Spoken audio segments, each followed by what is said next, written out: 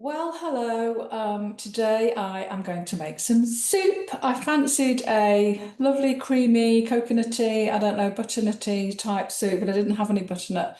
So I do have a sweet potato and I do have some carrots. So I am making a butternut squash and coconut soup without butternut squash and using sweet potato instead. So let's make a start.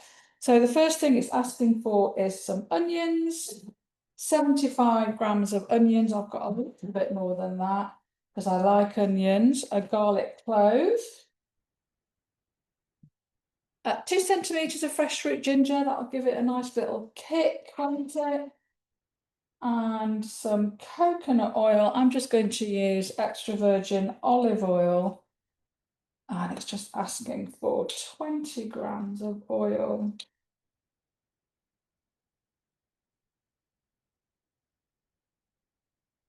There we go. Lovely.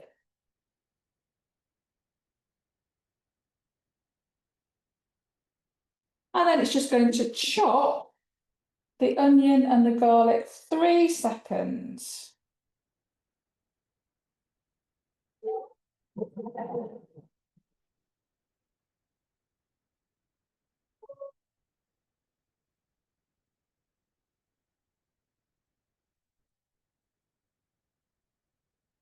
Look, 3 seconds to chop the onion and the garlic. That's lovely. I'm just going to scrape down,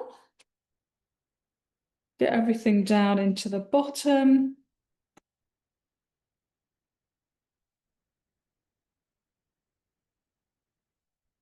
And then saute these lovely aromatics for 4.5 minutes at 100 degrees at a speed of 1. So it's just going to stir it. And I will pause the recording now and come back when that's done. Okay, so that is 4.5 minutes, and now we have lovely sauteed onion, garlic, and ginger.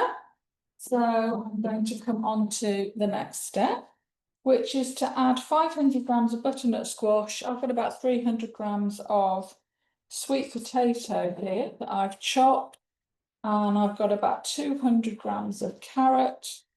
So that's in there. And it's ticking it off. Lovely. And then it's asking for 270 grams of coconut milk.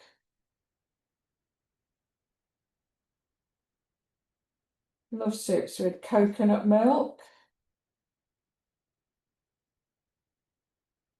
There we go. And water, 65 grams of water. I'll just turn that.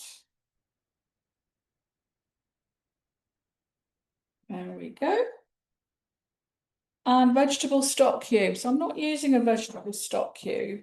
For people who have a Thermomix, one of the first things that we make is a stock paste. And the stock paste is made with whatever veggies you've got in your fridge and a load of salt, an onion, and a bit of garlic. And you can just sort of add a spoonful, and that will replace the stock cube. And it's got no preservatives, no nasties or anything in it. And it actually makes the soup taste really, really delicious. And this jar, it says in the recipe it will last for about 3 months in the fridge. I think this is my third batch that I've made now. I've had a Thermomix for about a year, and it lasts way longer than 3 months because it's got so much salt in it. If you don't want to use this amount of salt that the recipe recommends, then you can use less salt and you can freeze it in ice cubes, and then you can take that out, and that basically becomes your stock cube. But it's really, really lovely. A little bit of ground cayenne pepper. It's asking for a pinch. I'm going to put 1/8 of a teaspoon in. Lovely.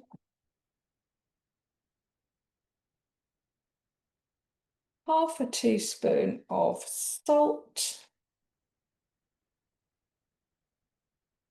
There we go. And a pinch of freshly ground black pepper. Excellent. And tip those off. And it's now going to cook for 18 minutes at 100 degrees. So again, I'm going to switch the recording off and I'll see you when it's finished. Okay. Okay, so that is the cooking time up.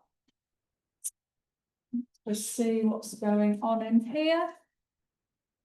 Yes, so I can't tip it, otherwise I'll start to tip the juice out, but it's all looking nice and cooked. Just wipe that down. So the next step is to blend it for 1 minute on a high speed of 9. So this is going to be super creamy when it's done. And I know that I can't talk on here when I'm using Zoom, which is what I'm using today. So I'll just stop the recording now and come back when it's blended.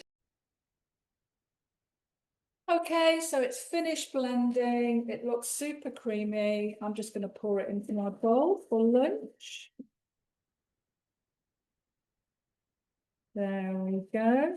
It's gorgeous. Stop that.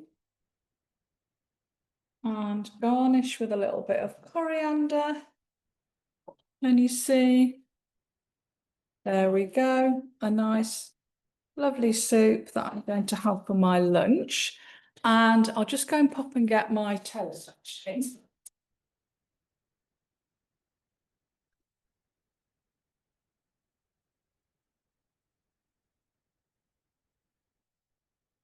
Here I have 2 lovely pieces of 5-seed bread that I'm going to have with my lunch. And yeah, thank you for watching.